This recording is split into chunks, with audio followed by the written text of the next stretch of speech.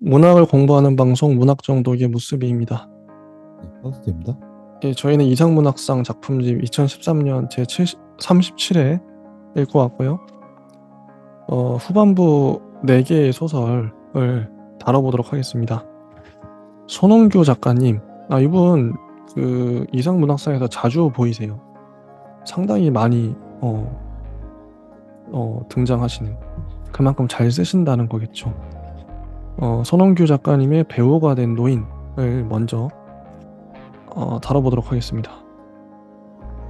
이거는 그 노인이 공원에 나타나요. 근데 이 노인은 과연 누굴까? 노인은 왜 계속 벤치에 앉아 있는가? 이게 좀 이것도 미스터리죠. 그래도 어떻게 보면 독자들의 그 궁금증을 자아내는, 끝까지 이제 이거 밀고 나가죠. 노인 도대체 누굴까? 저 노인, 낯선 수상한 노인. 그걸 한 축으로 밀고 가면서 이 화자는 여자친구가 있는데 여자친구랑 뭐 결혼하자 뭐. 그래서 그래서 근데 이 남자 주인공은 거의 좀 젊은 청년이죠.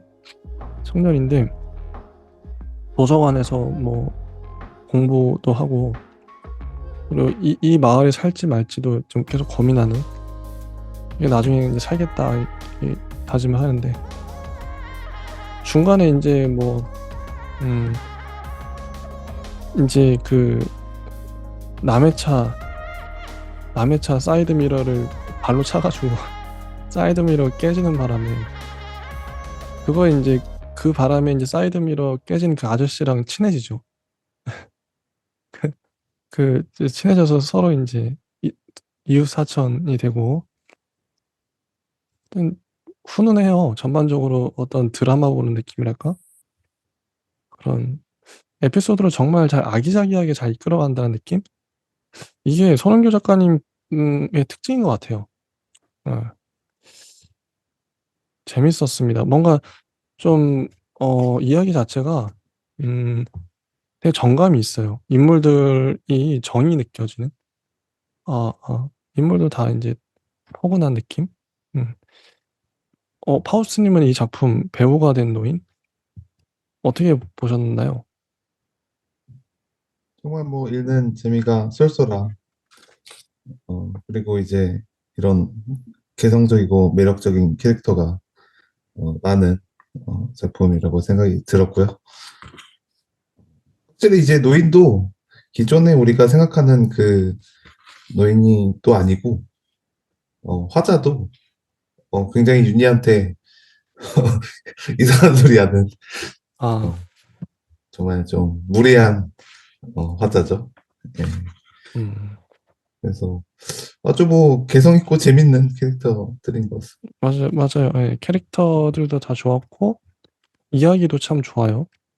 아기자기하고, 어, 좋습니다. 이게, 어, 확실히 작가님들마다 다 성향이 다른 게, 아까 이제 김연아 작가님은 문장 하나하나의 의미가 되게 중요했잖아요. 힘을 막 줘가지고. 근데 이분은 손흥규 작가님은 그런 타입은 아니세요. 문장에 힘을 준다기보다는 이야기의 그 어떤 짜임새랄까? 캐릭터, 그 인물, 이게 중요하죠. 어, 힘을 뺀 문장들. 술술 넘어가는데, 이야기가 중심인 이야기, 캐릭터. 그래서 그래서 이렇게 한번 보면은, 음, 이제 215쪽에도 이제 내가 어떤 인물인지에 대해서 나오죠. 나오는데, 내가 지점장이 되었을 때 보험업계는 불황이었고, 아마도 그게 내가 지점장이 된 가장 큰 이유였을 것이다. 새로 영입한 2명의 판매원은 나와 동갑이었는데, 그들은 고객들에게 사기를 치고 수고만 돈을 챙겨 달아났다.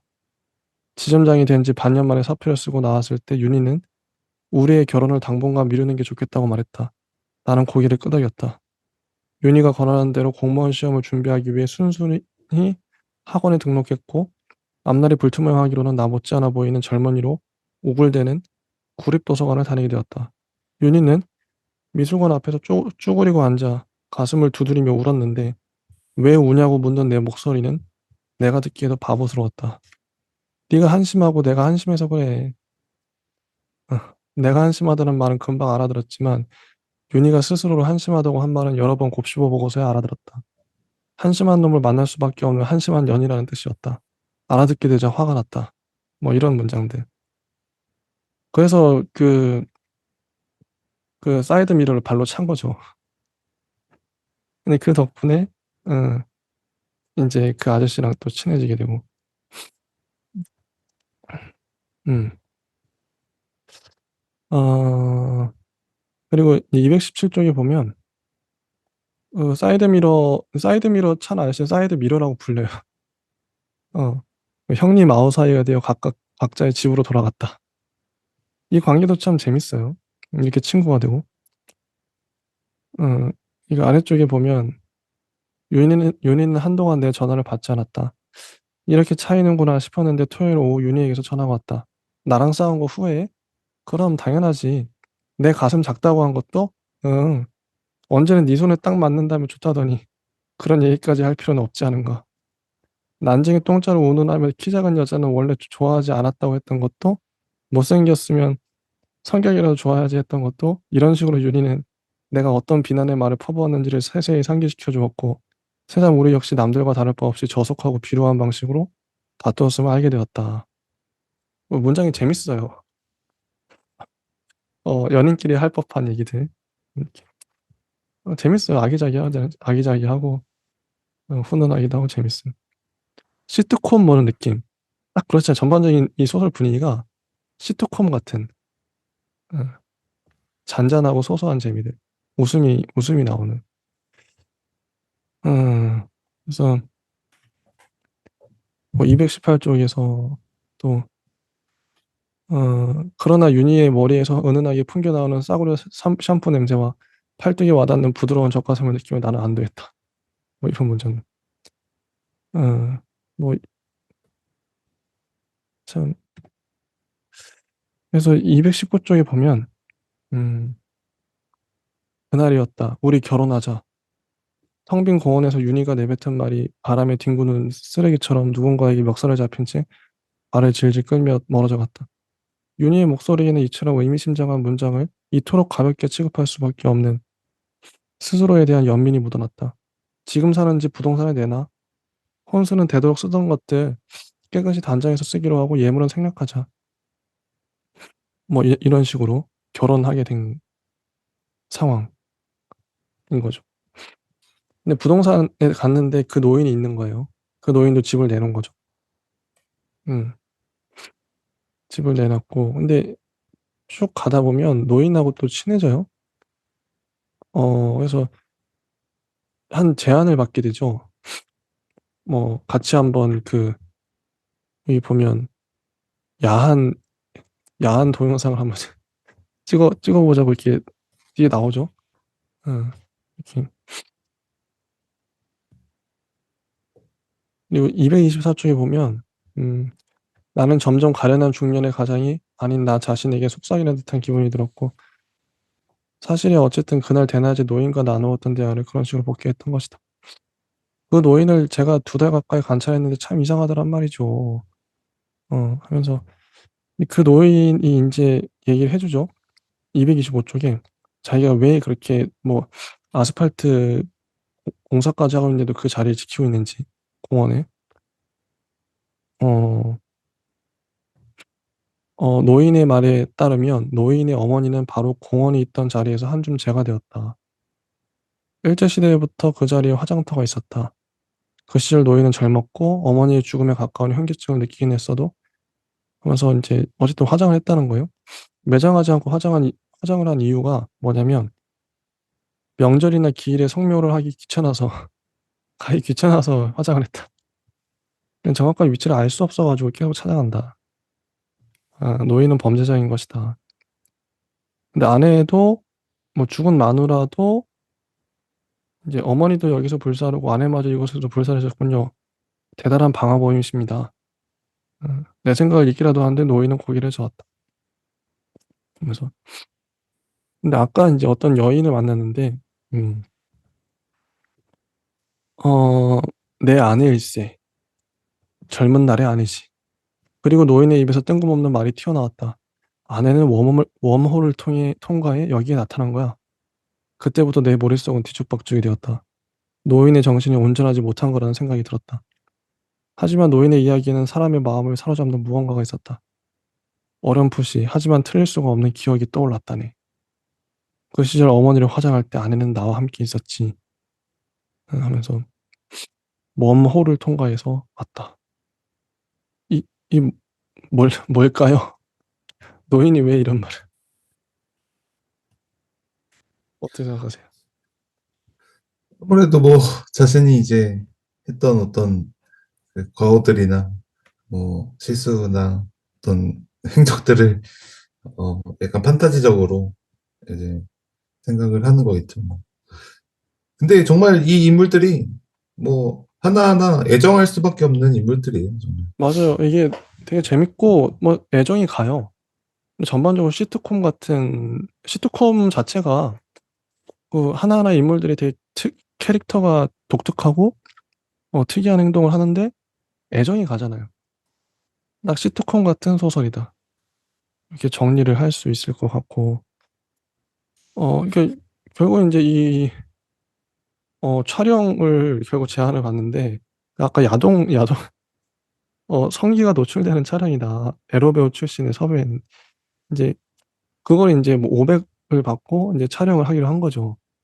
근데 이 화자는 도망가고 결국 노인만 가서 찍었어요. 응. 그래서 잘 찍었다.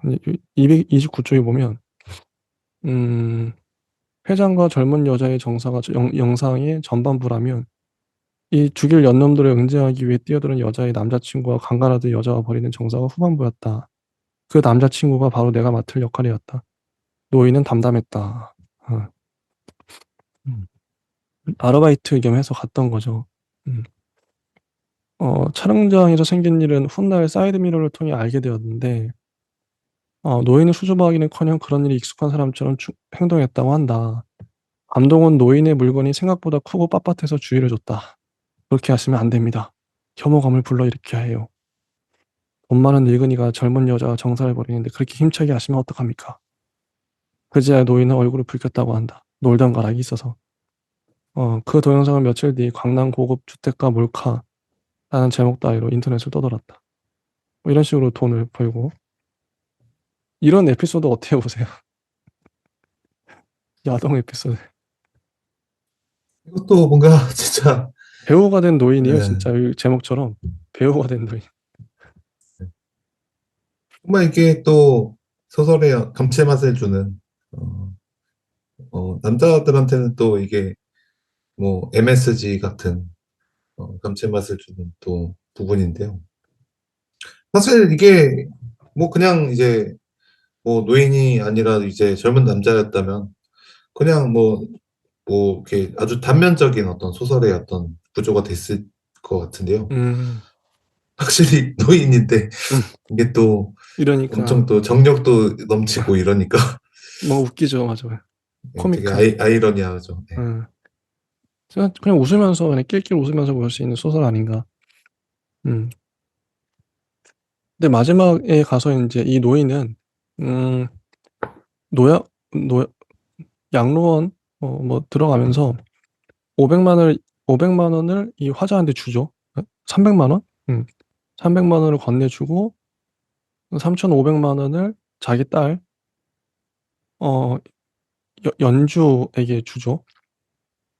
근데 이게 마지막 부분이 좀 잠깐 헷갈렸는데 연주가 그럼 윤인가? 맞나요? 같은 저는 사람인가요? 이게 뭐 이 화자의 여자친구? 여기 안에서의 정황은 전혀 이제 저는 알 수 없다고 생각이 드는데요. 어, 근데 윤희가 만약에 그런 어떤 아버지를 이제 떠올리는 방식에서 뭔가 이제 내가 누군가의 좋은 사이로 여겨질 수 있는지 뭐 이런 최후의 연기를 이뤄내는지 이렇게 뭐 생각을 하는 걸로 봐서는 뭐 약간의 여지를 준 것 같긴 해요. 음. 그래서 저는 이름을 계속 넘겨봤어요. 아니, 그러면 윤희한테 줬다는 거야? 겨우 이 노인이 윤희 아버지야? 이렇게 생각했거든요. 근데 또 연주라고 하니까 누구지? 연결이 어떻게 되는 거지? 헷갈리긴 했었어요. 약간. 그래서 마지막 문장이 235쪽에 어쩐지 이 동네에서 살 수도 있을 것 같다는 생각이 들었다로 끝나요. 이 동네에 대한 애정을 가지면서 끝나는. 전반적으로 훈훈합니다. 코믹하고. 그런 소설을 음, 쓰고 싶으셨던 것 같아요. 선원교 작가님이. 좋았고.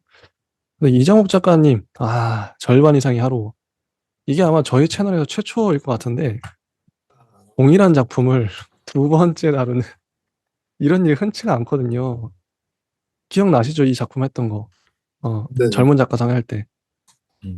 저희가 절반 이상이 하루. 이장욱 작가님은 젊은 작가상에서 되게 꽤 상을 여러 번 받으셨잖아요. 그때 저희가 느꼈던 게 뭐냐면, 이분은 캐릭터를, 그 인물이 주인공인 경우가 많아요. 인물이 주인공. 한 특이한 인물을 다루는데, 그 인물을 통해서 어떤 메시지를 전달하는 거죠. 여기는 하루오잖아, 하루. 다카시 하루. 이게 다시 읽었는데, 저는 웬만하면 소설 두 번 안 읽거든요. 두 번째 읽으면 좀 밋밋한 경우도 있고. 근데 진짜 잘 쓴 걸 아니면, 두 번 읽었을 때 그렇게 감동이 없어요. 근데 저는 깜짝 놀랐던 게 기대 안 했거든요. 절반 이상의 하루오가 정말 잘 쓴 작품이더라. 이게 되게 짧아요. 어, 생각보다 진짜 짧은 소설이고, 이게 군더더기 없어요. 다 이제 좀 다 쳐낸 느낌? 뼈대만 남은 느낌이랄까? 그래서 쉽게 넘어가고 전혀 지루한 문장 전혀 없고요. 어, 깔끔하게 써져 있고, 하루란 인물 되게 독특하고요. 그리고 여기 나와 있는 어떤 그 에피소드들 있잖아요. 정말 좋아요. 어떻게 보면 문장도 시적이고, 상징도 되게 딱딱 떨어지죠. 하루는 일본인인데 여행 다니잖아요. 여행을 다니는 거 있고, 지금 화자인 나는, 비행사를 꿈꿨는데, 그냥 직장인으로 붙박여서 살아요. 이 좁은 공간에. 하루와 내가 대비되죠. 그냥 나와 또 예전에 여자친구는 이제 스튜어디스 하고 있어요. 비행기를 타고 전 세계를 돌아다니죠. 나와 여자친구가 대비되고. 상징적으로도 딱딱 맞아떨어져요. 아, 그래서 이게 정말 잘 쓴 소설이구나. 감탄하면서 읽었습니다. 이거 정말 잘 썼어요. 어떻게 보셨나요? 두 번째 읽으셨는데, 예. 이정욱 작가님은 확실히 이제 인물을 좀 살아있게 옆에서 뭔가 이제 진짜 있는 듯한 정말 생동감 넘치게 쓰는 걸 잘 하는 작가라고 생각이 들고요. 특히나 이제 인물들을 되게 잘 쓰는 작가들을 이제 뭐 보면은 뭔가 애매한 듯 구체적인 문장을 잘 쓰거든요. 뭔지 알겠다. 이 하루를 보니까 뭔지 알겠다. 그러니까 웃는 게 뭔가 뭔지 알겠어. 매력적이다거나 뭔지 알겠어. 뭔가 되게 애매한데 되게 구체적인 어떤 누군가를 형상화한 것 같이 느껴지는 그런 면이 있어요. 맞아, 맞아. 이게 묘사가 막 디테일하다 그래서 그게 구체성이 살아나는 게 아니거든요. 어, 하루에 대한 묘사 거의 뭐 이게 그냥 술렁술렁 가는 것 같은데, 뭐 하루 떠올리면 이게 미소가 떠오르기도 하고, 그러니까 이게 캐릭터성을 잘 집어내는 거죠. 뭐 잡다하게 막, 뭐 머리는 어떻고 이런 묘사가 아니라 딱 하나만 딱 잡아서, 미소. 날 볼 때마다 미소를 줘. 이런 거. 딱, 딱 그 캐릭터성이 그렇게 만들어지는 것 같아요. 그래서, 만약에 캐릭터를 잘 살리는 소설을 쓰고 싶다. 그러면 이장욱 작가님의 소설을 보시라. 이렇게 추천해드리고 싶을 정도로 절반 이상의 하루가 정말 캐릭터 잘 살려서 잘 썼습니다. 이 하루란 캐릭터 매력적이에요. 이게 처음부터 한번 볼 텐데, 하루를 어떻게 만났냐. 뭐 인도 그 열차에서 만난 거죠. 그 청소를 했죠, 하루가. 그러면서 우연히 맞아떨어졌어요. 만났어요. 근데 하루를 어, 묘사하는 방식이 인물이 다 그런 묘사이긴 하죠. 실제로 여기 이제 하루에 대한 묘사죠. 1번 이 파트부터 해가지고 하루 얘기를 다 하고 있잖아요. 하루는 어떤 사람이고 뭐 이런 것들. 음. 심야나 바다거북처럼 시간을 보내다가 문득 비행기를 타고 다른 나라로 날아간다. 그게 나 다카하시 하루오가 살아가는 방식이다. 음. 그 나는 여행을 하는 것이 직업이고 여행을 함으로써 생계를 유지한다. 어. 그래서 홈페이지에 글을 쓰는데 유수의 다국적 기업들이 배너 광고를 띄워놓고 있죠. 이런 광고료도 받을 거고 영어로 홈페이지를 운영하고 있고 음, 책도 몇 권 냈다고 해요. 잡지에도 글을 싣고 그래서 239쪽에 보면 그의 글은 여행 정보를 전달하는 유의 것은 아니었다. 음. 240쪽에 보면 무색무취하다고 할까? 글이 어, 자연스럽게 살아가는 모습을 적고 있어요. 그 타임스 스퀘어에서는 뉴요커처럼 살았고 치앙콩에서는 치앙콩에서 나고 자란 태국인인 듯이 살았다. 그랬다. 살았다고 막 말할 수밖에 없는 방식으로 하루는 여행을 했다. 음. 그리고 아래는 이런 문장도 나오죠. 낯섦에 관심이 없는 여행가라니. 이건 거리 풍경에서 매일 신기함을 느끼는 노선버스 기사만큼이나 도대체 말이 안 되는 게 아닌가. 이런 하루예요. 되게 매력적인 인물이죠. 자연스럽게 그 현지에 녹아들어서 현지인인 것처럼 살아요. 그리고 글을 쓸 때도 뭐 가까이스럽게 에세이를 쓴다든지 지적이고 감성적인 여행기를 쓰는 것도 아니고 그냥 무색무취하게 쓰는 그런 사람이에요. 어. 여기까지는 1번이 하루에 대한 묘사, 설명. 그래서 2번 넘어가면 어, 나와 그녀 이렇게 나오죠. 음. 내가 왜 그 라식 수술해가지고 비행사 될 뻔하다가 이제 포기했잖아요. 눈이 터질까 봐. 라식하면 그녀는 이제 항공사 이제 그 스튜어디스가 됐어요. 그런 얘기가 2번에서 나옵니다. 어, 진짜 이정욱 작가님은 정말 잘 쓰세요. 딱 2번도 분명하잖아, 내용이. 음. 그리고 아까 얘기했던 하루 처음 만난 날, 인도 열차 안에서 청소하는 하루. 이게 영어로 묻죠. 당신은 무엇을 하고 있습니까? 나는 청소를 하고 있습니다. 내 말의 뜻은 왜 당신이 청소를 하고 있는가 하는 것입니다. 왜 내가 청소를 하면 안 되는 것입니까?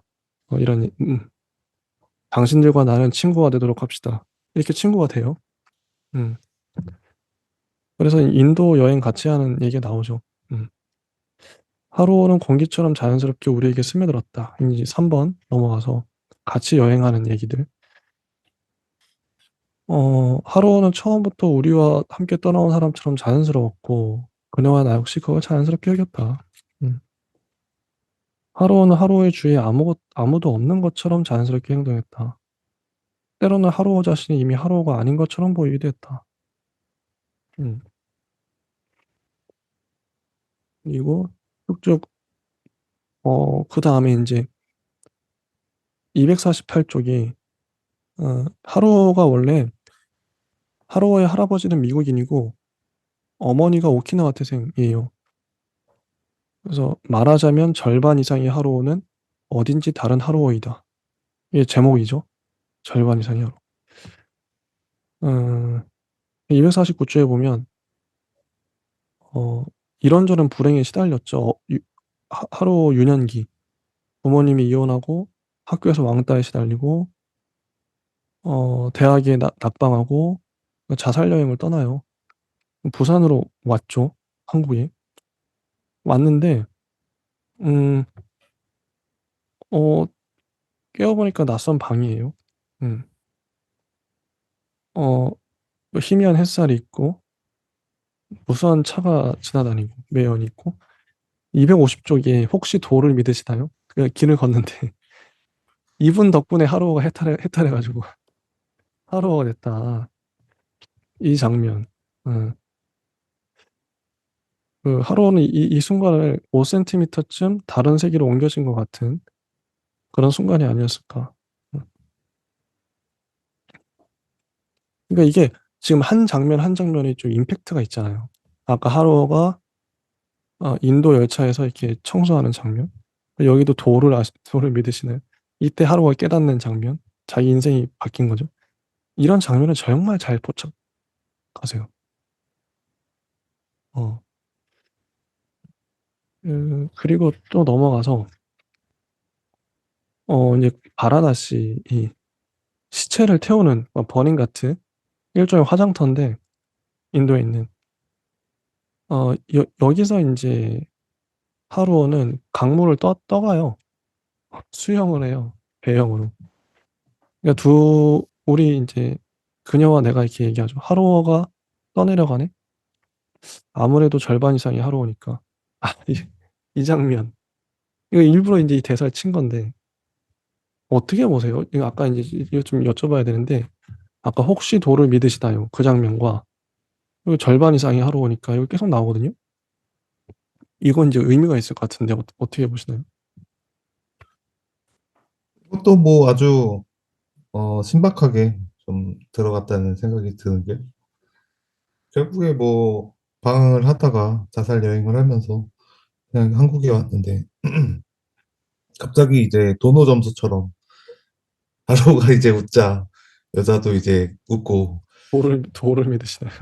갑자기 둘 다 깨달은 듯이 이렇게 신비하게 처리를 한 것도 그렇고 5cm 미터쯤 뭐 존재가 다른 세계로 옮겨진 것 같은 이런 표현들도 정말 이런 것도 하루키가 잘하거든요. 인물 표현을. 아, 아, 이게 뭐 스콧 피츠제럴드도 잘하는데 음, 거기에서도 이제 위대한 개츠비에서 마치 이제 상대방한테 받은 어떤 선이나 이제 그런 웃음이나 어떤 친절을 그와 맞게 이제 베푸는 웃음 이런 식으로 웃음의 어떤 종류나 형태를 이렇게 매력적으로 이제 만들어 버리니까 마치 정말 생동감 있는 참신한 비유 이런 거를 정말 뭐 잘하는 것 같습니다.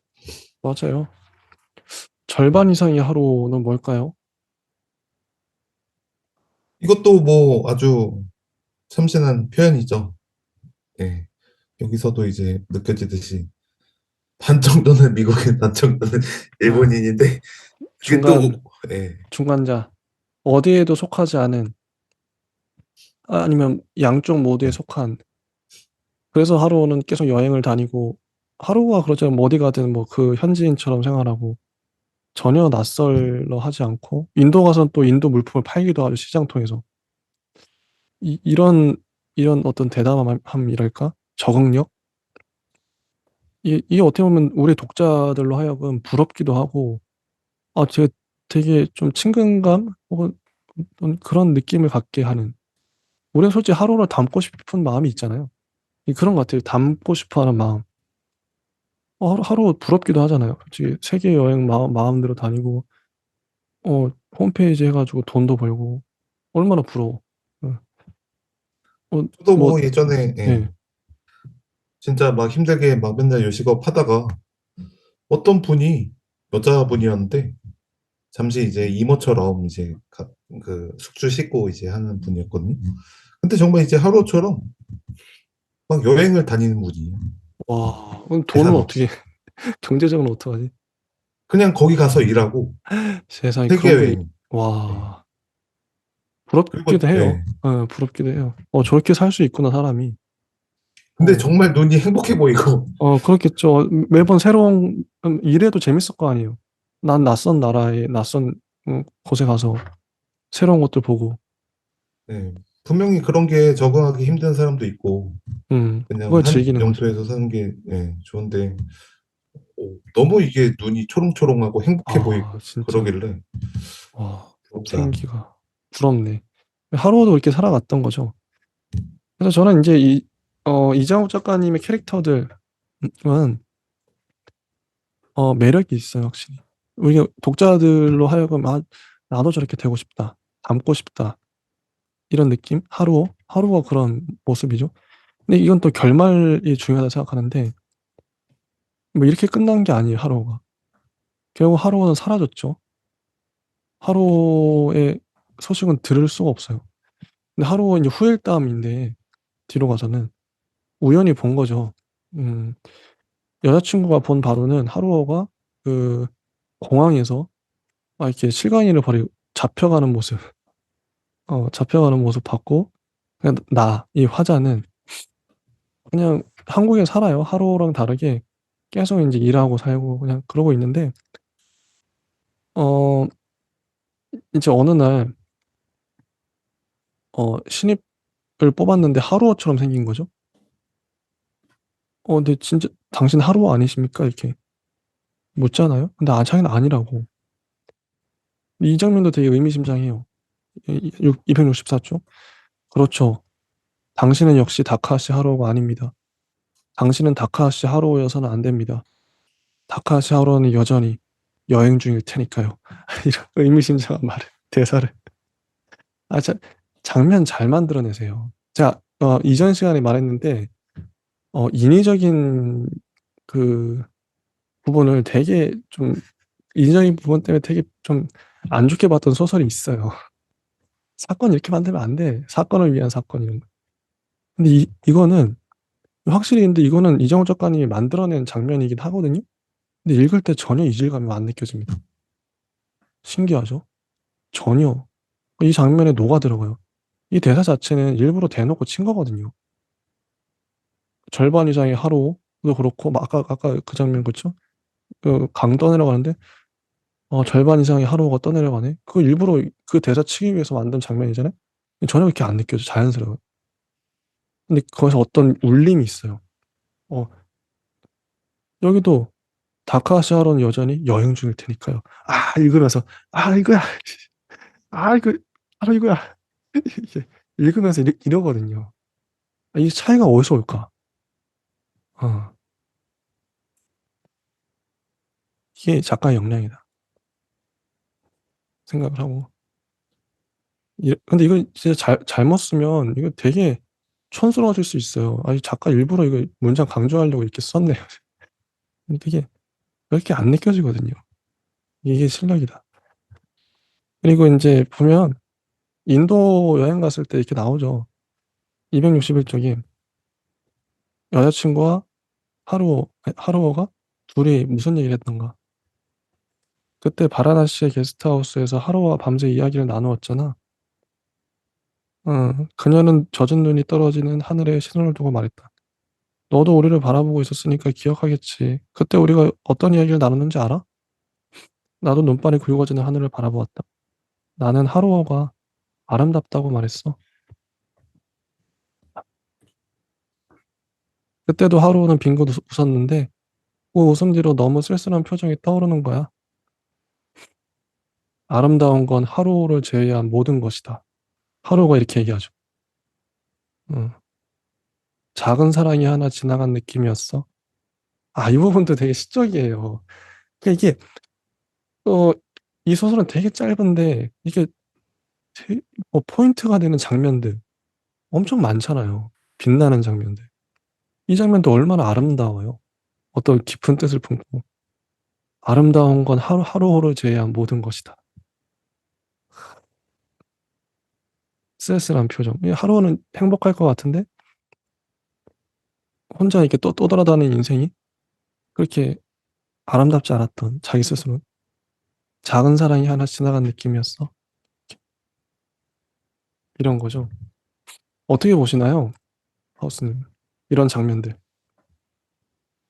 정말 소설에서 이제 아름답다라는 문장을 사실 쓰면은 굉장히 그냥 감상적인, 그리고 굉장히 주의해야 될 문장이거든요. 이건 아름답다. 음, 왜냐하면 쑥스럽다. 음, 혹은 조금 이제 설렌다. 이제 저것에 대해서 딱 보니까 뭔가 좀 감정이 이제 심장이 이제 뭔가 이제 쿵쾅대면서 되게 예쁘다. 이런 게 사실은 되게 주관적인 문장이고 아, 맞네. 감상적인 주관적인. 문장이거든요. 네. 음, 그래서 이게 처음에 그냥 들어가면은 아름답다 나오고 그런 게 들어가면은 설렌다 들어가면은 정말 안 읽혀지는 문장인데 여기서는 정말 이제 잘 읽히죠. 신기해요. 그래서, 도대체 이장호 작가님이 어떻게 쓰시길래 이 모든 문장들이 납득이 가고 장면 장면이 아름다울까? 아, 이것도 실력이다. 분석을 해보고 싶어요. 어떻게 썼길래 하루가, 어, 이렇게 빛나는 문장들이 있고, 그리고 265쪽에 보면, 이게 두 번 나오는데요. 이게 일부러 강조하려고 쓴 것 같아요. 자, 258쪽을 먼저 보면, 이제 이 아버지 얘기도 잠깐 중간에 나오죠. 고향 집에서 눈을 감으신 아버지. 아버지는 평생 한 번도 떠나지 않은 자신의 공간에서 고요히 눈을 감으신 것이다. 이런 아버지예요. 이 아버지는 하루와 분명히 대척점이 있죠. 하루는 막 떠도는데 아버지는 한 공간에, 고향에 붙박혀가지고 평생을 살았어요. 그런 아버지. 그래서 참 대비 진짜 절묘하죠. 근데 이런 아버지 방에서 이 화자가 마지막 하는 행동을 보면 읽어볼게요. 258쪽. 나는 아버지의 방에서 아버지의 요를 깔고 누운 채 고향에서의 마지막 밤을 보냈다. 낡은 벽지가 그대로인 천장을 바라보며 벚꽃의 무늬들을 하나하나 세웠다. 50개쯤의 벚꽃까지 세다가 숫자를 놓치면 처음부터 다시 세웠다. 200개쯤의 벚꽃까지 세다가 숫자를 놓치면 처음부터 다시 세웠다. 500개쯤의 벚꽃까지 세다가 숫자를 놓치면 처음부터 다시 세웠다. 자, 이 장면이 하나가 있고 이 장면도 잘 잡았죠. 정말 탁월합니다. 그리고 265쪽 이제 거의 마지막이에요. 아까 당신은 역시 다카하시하로가 아닙니다.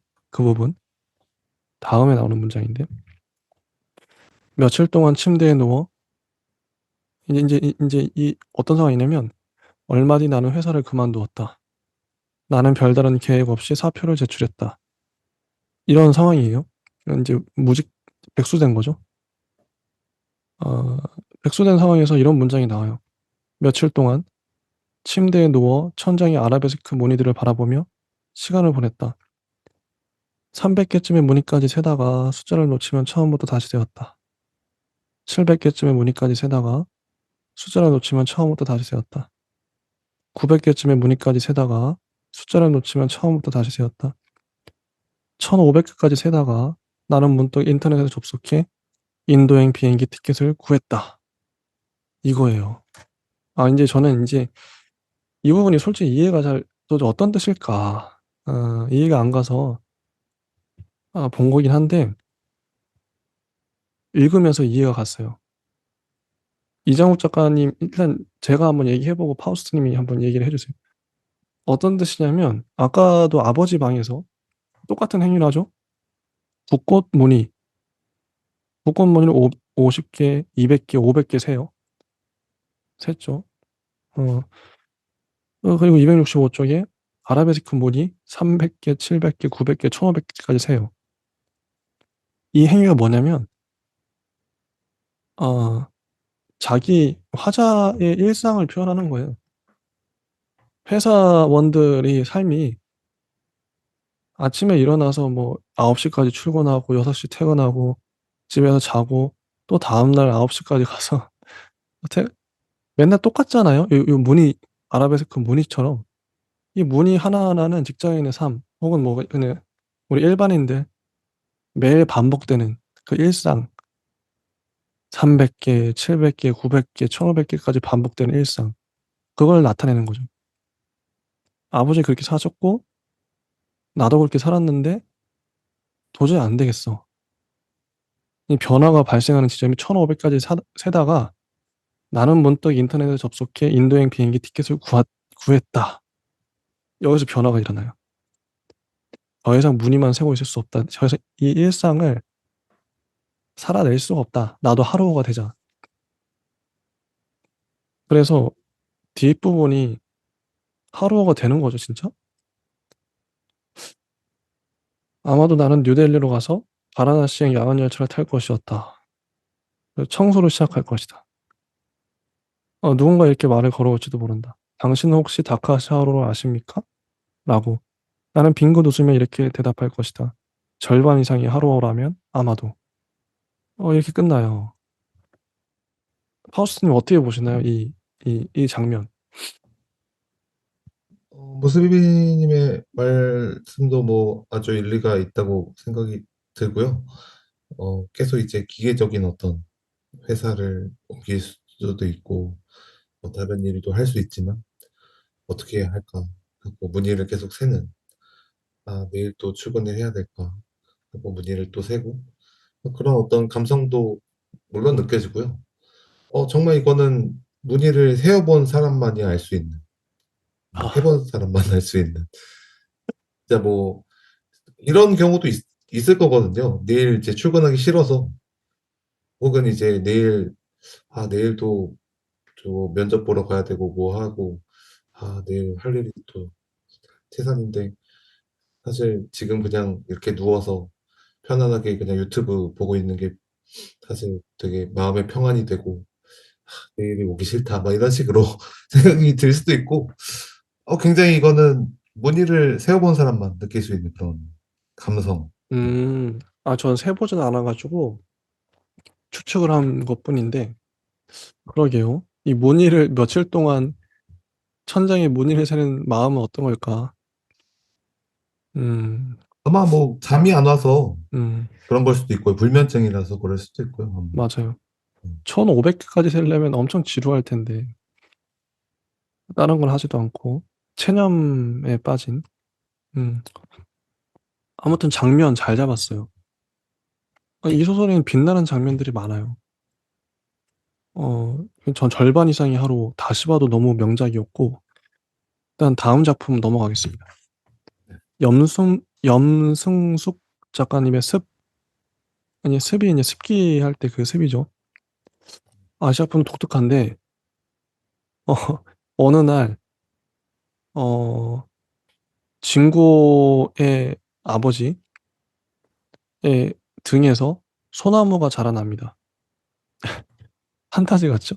소나무 라니. 소나무 한 그루를 등에 진 아버지가 나오는 거죠. 근데 아버지는 뭐 별, 이렇게, 그냥 반응이 어쩐지 며칠 전부터 등이 가렵더라니.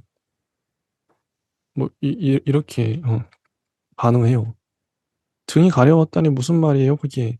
말 그대로야 기가 가려울 때 손가락을 집어넣어 후벼보고 싶은 것처럼 말이다. 등이요? 그래. 등을 후벼보고 싶었다고요? 말이 그렇다는 소리다. 만화처럼 날개도 아니고 소나무라니요. 알게 뭐냐? 아버지는 체념한 표정이었다. 그래서 아버지가 이제 아들한테 말하는 게 이거예요. 수건 말이다. 치울게요. 매번 그러지 않냐. 치우면 되죠 뭐. 넌 너무 수건을 많이 써. 이게 아버지는 불만인 거야 아들한테.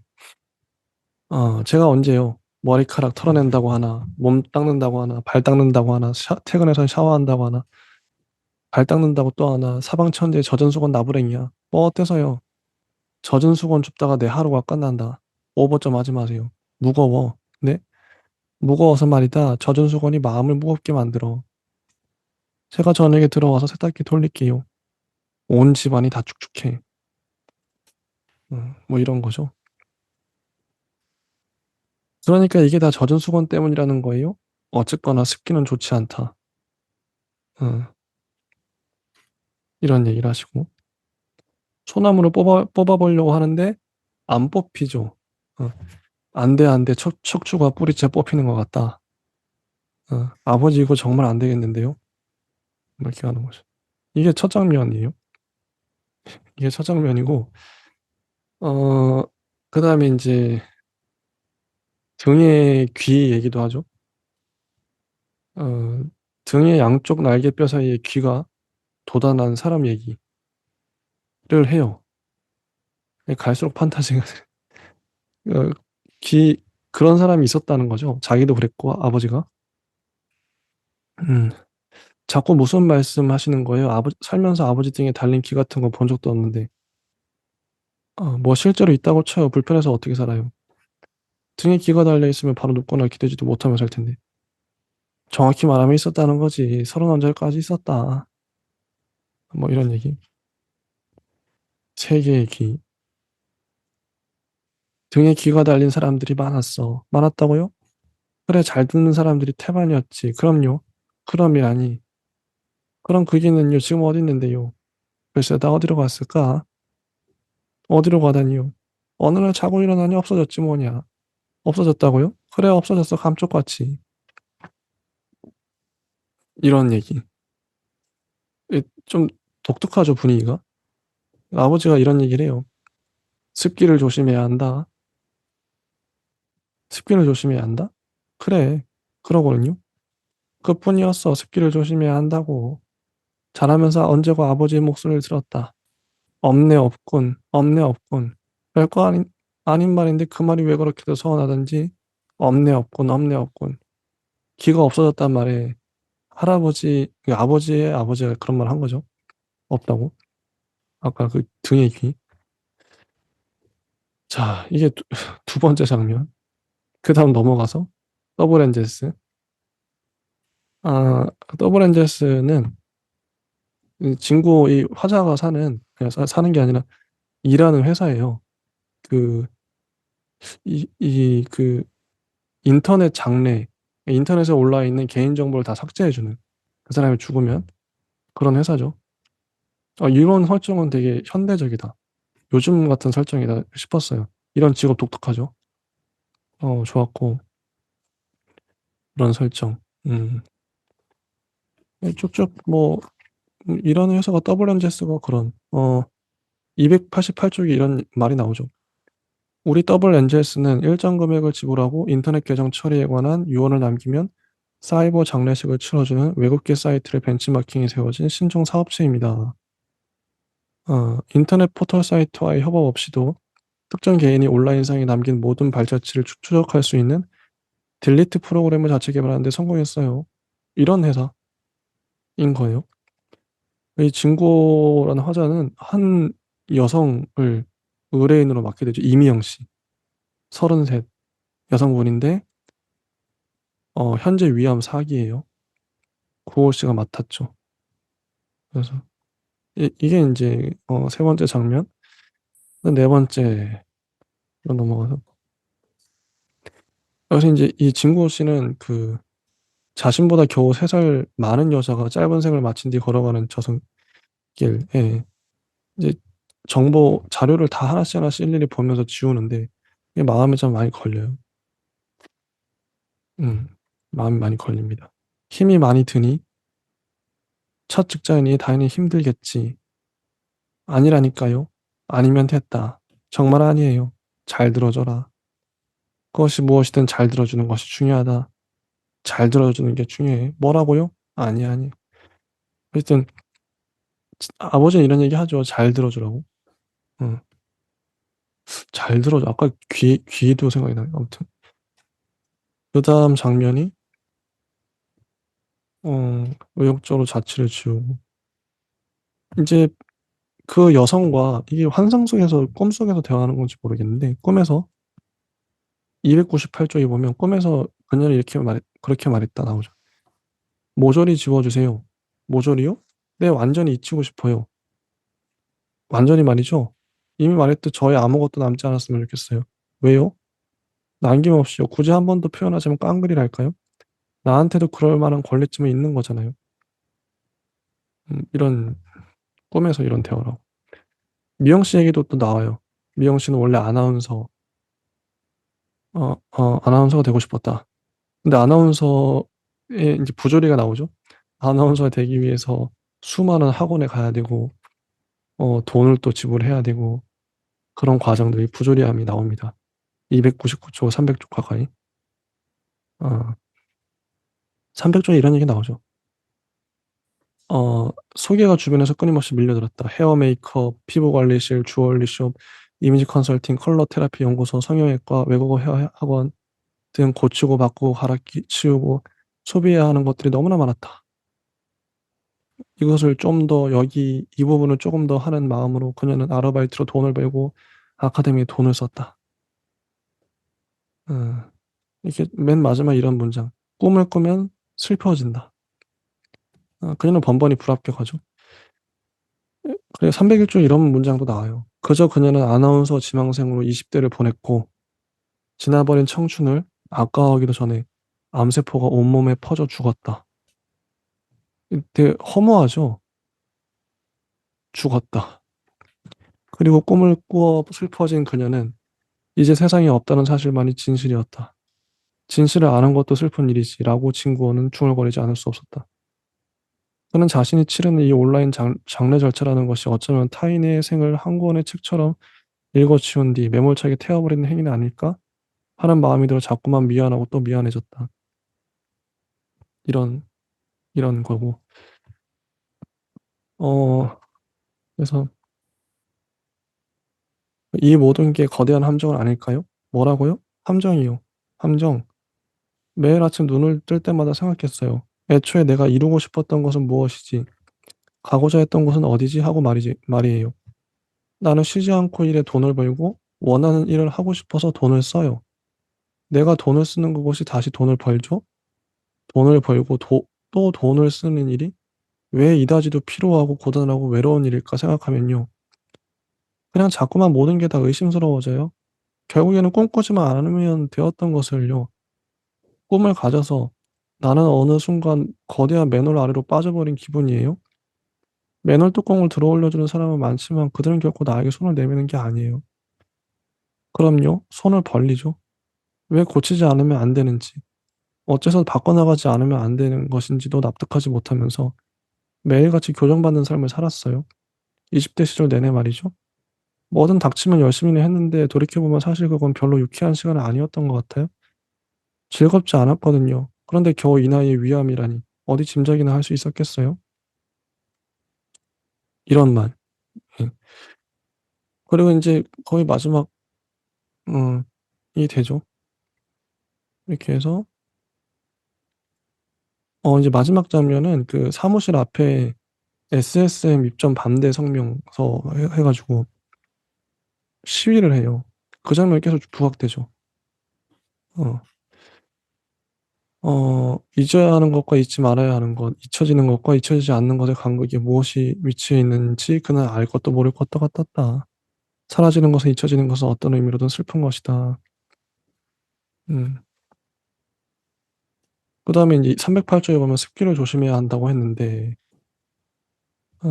그는 거듭 마른 침을 삼키며 습하다, 비습하다라고 중얼거렸다. 현관문에 조심스레 가만 다가서서 귀를 바짝 붙여대고 무언가 들으려 애를 썼다. 다다다와 같은 소리가 들려오는 것도 아닌 것도 같았다.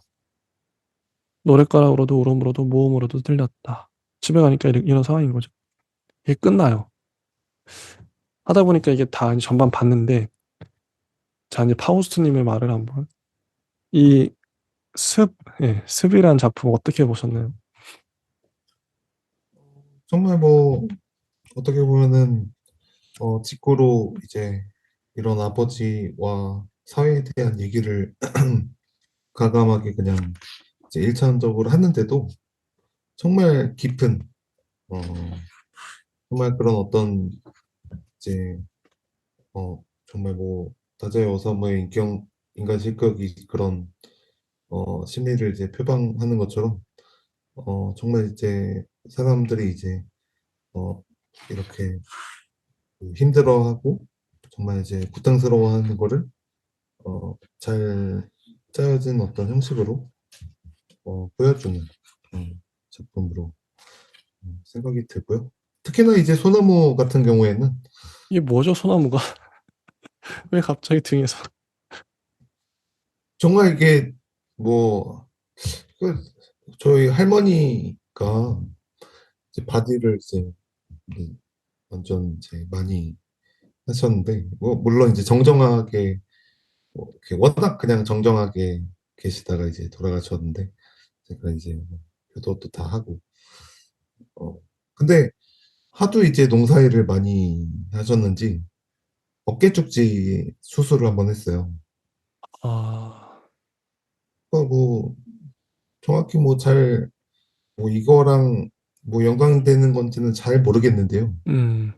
아무래도 이제 많이 이제 쓰다 보면은 음. 한쪽만 이제 또 오른손만 계속 쓰시다 보면은 이게 어느 순간 또 그 어깨 쪽지 쪽 부분이 약간 이제 너무 많이 써서 염증이나 음. 붓거나 이제 그래서 이제 막 뿔처럼 약간 이제 굳거나 그랬었는데 음. 근데 워낙 근데 뭐 매일 활발하시고 힘이 음. 장사셔서 음.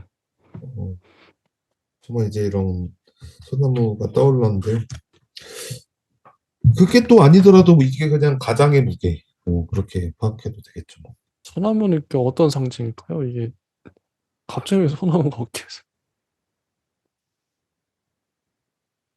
이게 그래서 아마 뭐 그, 그 등에 이제 또 뭔가 박혀 있고 이제 귀처럼 이제 달려 있고 그리고 나중에는 이제 뭐 그런 소나무가 이제 뭐 습하기도 하고 그런 어떤 느낌이 저는 근데 이제 음. 좀 할머니를 떠올리면서 좀 확 다가오는 것 같아요.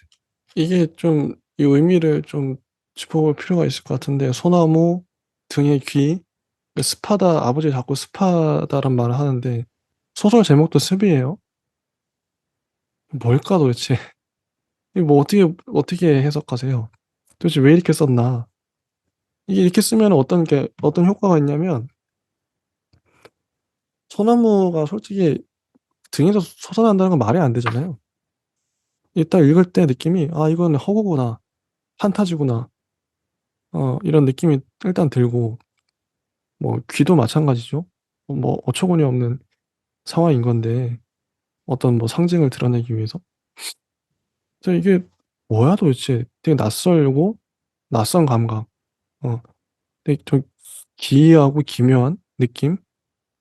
'소나무가 뭐야? 아버지 왜 자꾸 그 귀 얘기를 왜, 귀가 어깨 쪽지 그 등에 있는 사람이 있었다고? 그 습하다는 말은 왜 하는 거지?' 이게 잘 알 것 같으면서도 이게 좀 그렇거든요. 이거 어떻게 해석해야 될까요?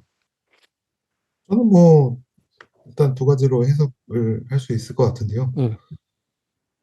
이제 소나무라는 어떤 이제 나무라는 게 결국에는 이제 뼈대만 남은 그리고 살갗이 이제 서서히 이제 갈비뼈도 드러나고 이제 뒤에 뼈도 드러나는 그런 어떤 이제 이렇게 나이가 든 상황이 어떻게 보면은 그 소나무처럼 이제 뭔가 이게 뼈가 이제 돋아난 것 같은 그런 느낌이 들 수도 있고요. 뭐 그, 아버지의 육체가 소나무 같다. 네. 예. 그리고 습기를 조심해야 한다는 거는 사실 자신한테 하는 얘기라고 생각이 드는데 아. 왜냐면 이제 계속 이제 침대 뒤에 이제 힘들어서 누워 있으면은 음. 거기에 이제 습진 같은 거 껴서 음. 요거는 이제 등 전체로 돋아나거든요. 음. 그러면은 이제 그게 마치 이제 그거는 일종의 그냥 피부병이지만 음. 결국에는 못 일어난다는 거잖아요. 음. 바깥에 못 다닌다. 음.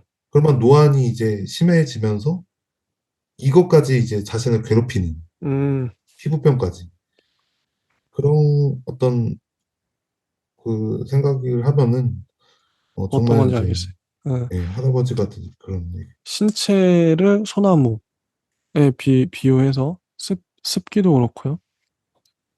그 귀도 그러면은, 귀가 세 개인 사람은 잘 들릴 테니까 등에 귀가 있다는 말은 뒤에 소리도 듣는다는 거잖아요.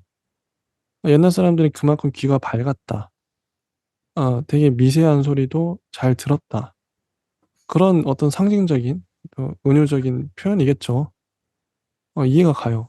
근데 이거 소설은 이렇게 직접적으로 이렇게 대놓고 표현한 거고, 전 또 이 소설의 장점은 그 아까 더블 엔젤스, 그 사이버 장례식, 이거 요 직업 독특하잖아요. 요즘에 실제 있을 것 같은데, 어 사회적인 이슈도 되고 잊혀질 권리 그런 얘기 하잖아요. 음. 이 부분도 잘 포인트로 잡아서 쓴 것 같아요.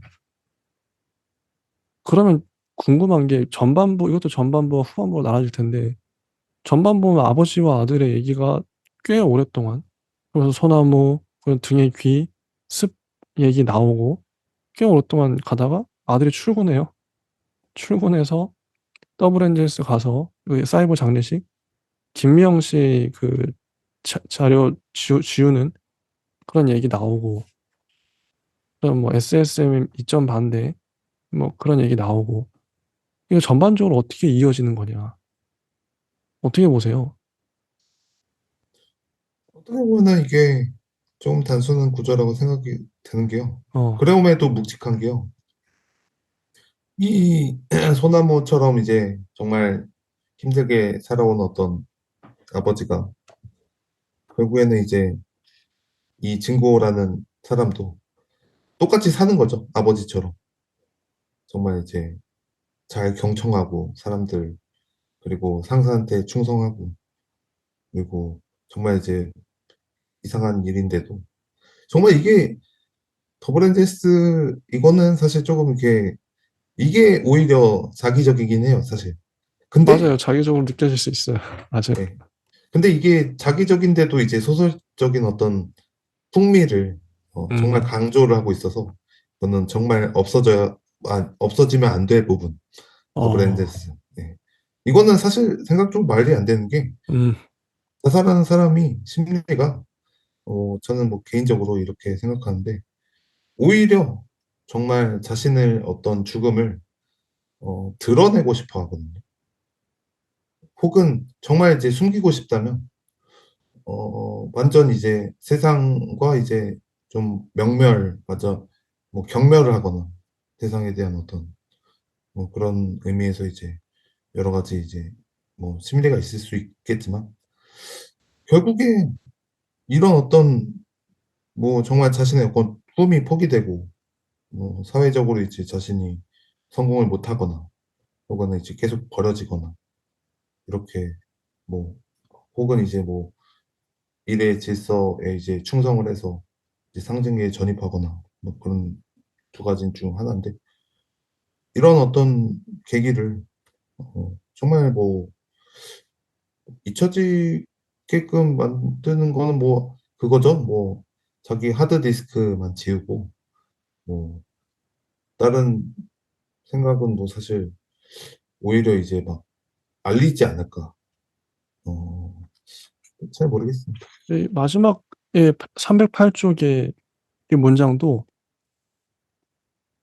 습기를 조심해야 한다고 했는데 그는 거듭 마른 침을 삼키며 습하다, 비습하다라고 중얼거렸다. 이게 뭐죠? 이게 뭔 뜻이죠? 아, 마른 층이요?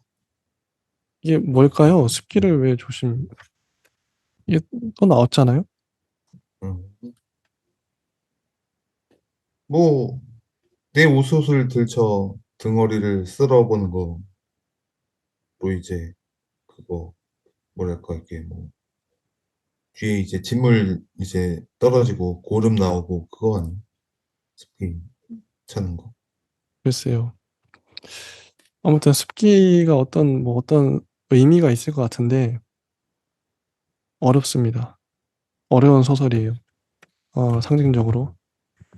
그리고 일- 아마 네, 나이가 또 들면은 이게 또 그 제가 며칠 전에 봤는데 자기 인체가 이제 계속 손톱도 자라나고 살도 막 떨어지고 막 살도 자라나잖아요. 음, 젊을 때 계속 각질 떨어지고 음, 이제 그러면서 재생을 하는 건데 음. 이제 노인이 되면은 이제 그런 재생력의 어떤 문제도 생길 수 있겠죠. 근데 자기 저는, 몸무게 음, 3배 정도 떨어뜨린다고 하는데요. 와. 각질을. 아무튼 근데 그게 뭐 신체적인 변화 이런 것도 있겠지만 제 생각엔 상징적인 의미로 이 습기를 썼을 수도 있겠다 싶어요. 이 습기가 이 전반적인 사건을 관통하는 어떤 의미로 작동하는 거 아닌가. 어렵네요. 어, 어, 그렇겠죠. 염성수 작가님 어렵네요. 답을 알려, 정답을 알려주세요. 모르겠습니다. 독자들이 포기했어요. 뭔지 잘 모르겠어요. 숲길. 어렵습니다. 자, 다음 마지막 소설입니다. 김이설 작가님의 흉몽. 흉몽인데, 이 소설은, 어, 그 아내가 남편하고 또 자식이 있는데, 자식이 딸인가? 하여튼, 뿔뿔이 흩어졌어요. 그 남편은 지금 그 일용직 일하러 가고, 이 아내는 모텔 청소를 하고 살아요. 그 이전에 또 그 일이 잘 안 풀려가지고 돈을 빌린 게 빚이 돼서 그런 상황이에요. 어. 그리고 이 아내는 그, 살고 있는 집에 그 주인 아저씨가 있죠. 주인 아저씨의 아들과 또 관계를 맺기도 하고. 근데 그 주인 아저씨는 맨날 그 주인 아줌마랑 맨날 싸우고, 소리 지르고 싸우고. 이러다가, 근데 주인 아저씨는 이제 이 아내가, 이 아줌마가, 그 자기 아들과 그렇게 관계를 한 거 안 거죠. 그래서 맨날 밤에 쫓아오고, 막 뒤에 막 무섭게 따라오고. 그래서 어느 날 남편이 이 아내를 찾아왔어요. 찾아왔는데 몰골이 말이 아니고 뭐 피범벅이 된 옷인데 가방에 돈 다발이 들어있죠. 돈이 정말 많이 들어요. 어디서 나는 돈인지는 몰라요. 그 수중에 돈이. 근데 그런 상태인데 어, 이, 이 주인 아저씨가 어느 날 이게 이 남편이 온 걸 보고 야, 남편까지 이제 끌어들였다. 자기 아들 건드린 것도 모자라서 나가라. 뭐 이런 얘기 하면서 막 협박하고 이 아내를 막 강간하려고 그러죠. 강간하려다가 실패하고 뒤에서 이제 그 이 주인 아저씨의 아들이 이 아저씨를 찔러 죽이죠. 목 잘라 죽이나? 하여튼 죽입니다. 근데 이거를 이 아내는 지금 정신 나간 그 자기 남편의 그 죄로 덤태기를 씌우고 남편은 끌려가고 아내는 돈가방을 차지했더라. 그러니까 이런 얘기. 예. 수중의 돈을 보면서 마지막 장면이 좀 섬뜩해요. 음, 어, 찢어진 눈매가 나를 노려봤다. 흉측했다. 저기 돈이 든 가방이 보였다. 자꾸 웃음이 비어져 나오는 걸 참을 수 없었다. 이렇게 끝나죠. 돈가방을 가진 이 아내.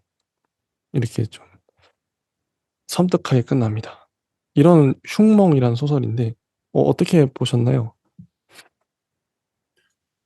사실 뭐 이제 어떤 이제 이런 또 형식의 소설은 어, 그런 어떤 디스토피아적인 세계라고 할까요? 뭐 이제 엄청 이제 어두운 세계죠.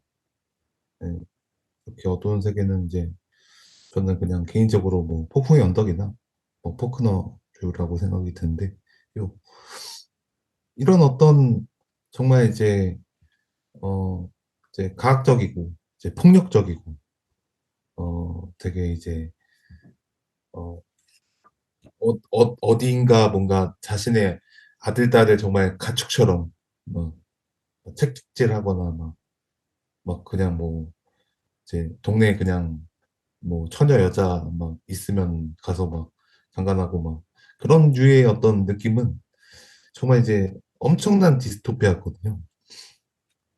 그래서 이런 느낌의 이제 소설을 또 볼 때는 정말 좀 불쾌하면서도 사실은 이런 어떤 흉터나, 이런 어떤 상처를 또 이렇게 들춰보면은, 또 이런 어, 또 이렇게 감정의 어떤 그런 어떤 정화라고 해야 되나? 내가 예전에 들어왔던 혹은 어떤 엄청 예전인가? 뭐 어릴 적에 뭔가 음, 상처였던 음, 그런 것들이 조금 뭔가 좀 생각도 나면서 뭐 좀 정화도 되는 그런 느낌이 듭니다. 음. 지금 방금 이제 뭐 폭풍이 온다 이렇게 얘기하시면서 포크너 얘기도 하시고 소설을 분류하는 건 좋은 것 같아요. 영화도 뭐 장르가 코미디, 뭐 액션, 뭐 스릴러 이게 뭐 분류가 되는데 근데 저는 더 나아가서 어떤 분류를 하고 싶냐면 뭐 소설도 마찬가지겠죠. 사람 좀 대중 아니면 평론가들의 일반적인 분류법이 있을 것 같은데 많은 사람들이 인정하는. 근데 저는 어 나만의 분류법이 그러니까 지금까지 누구도 시도해보지 않았던 어떤 분류법이 있을 수 있을 것 같아요. 이, 이 소설과 이 소설은 전혀 달라 보이는데 내가 보기엔 같아. 이럴 수 있거든요. 음, 그 사람만이 볼 수 있는. 근데 그 사람 얘기를 들으면 또 납득이 돼. 아, 그런 공통점이 있구나. 그 소설들은. 이런 분류법을 많이 갖고 있는 작가라면 새로운 관점으로 보는 거죠. 그러니까, 어, 그런, 좀 나만의 분류법을 갖고 싶고요. 음. 또 소설도 많이 읽다 보면, 아, 이 작품과 이 작품은 이런 게 비슷한 것 같아. 이렇게 볼 수 있는, 거겠죠. 기존의 틀에 얽매이지 않고, 그런 게 중요하다고 봅니다. 이 소설도, 어, 야, 근데 이게 참, 맞아, 디스토피아 맞아요. 상황이, 상황이 너무 힘들고, 전반적으로 다 막 윽박 지르고, 막 소리 지르고 난리가 났죠. 힘든 상황이고, 너무 처절한 상황이에요. 처절한 상황이고, 그런 상황입니다. 혹시 이 소설 뭐 관련해서 자유롭게 한번 뭐 기억에 남는 장면이나 좀 하실 말씀이 있으실까요? 어떠세요?